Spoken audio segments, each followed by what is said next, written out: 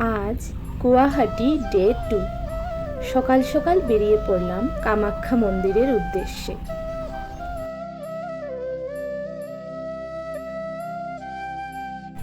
নীল পাহাড়ের কোলে ব্রহ্মপুত্র নদের তীরে দাঁড়িয়ে আছে এক রহস্যময় ও পবিত্র তীর্থস্থান কামাখ্যা মন্দির।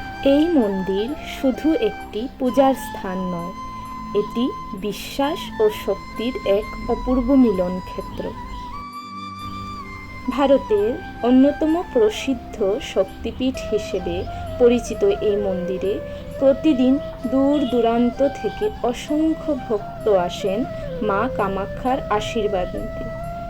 লোককথায় আছে, দেবী সতীর শক্তির এক অংশ এই পবিত্র ভূমিতে পতিত হয়েছিল।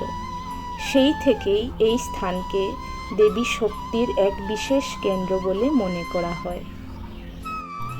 প্রাচীন স্থাপত্য, লালচে গম্বুজ আর চারপাশের সবুজ পাহাড় সব মিলিয়ে মন্দিরটির পরিবেশ যেন এক আলাদা অনুভূতি এনে দেয়।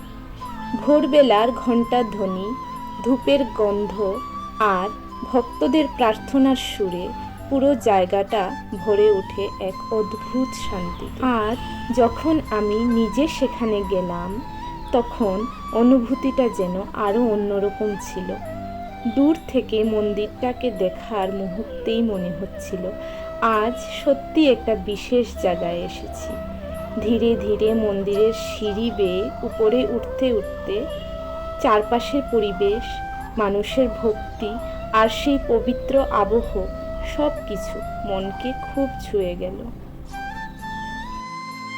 আমার কাছে এই যাত্রাটা শুধু একটা ভ্রমণ ছিল না, বরং একটা খুব সুন্দর এবং মনে রাখার মতো অভিজ্ঞতা ছিল।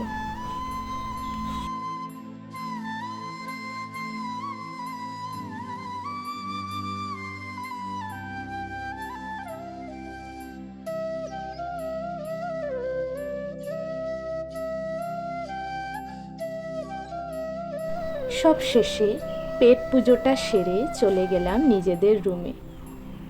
আজ আর ভিডিওটা বড় করছি না। সবাই খুব ভালো থাকবেন। বাই।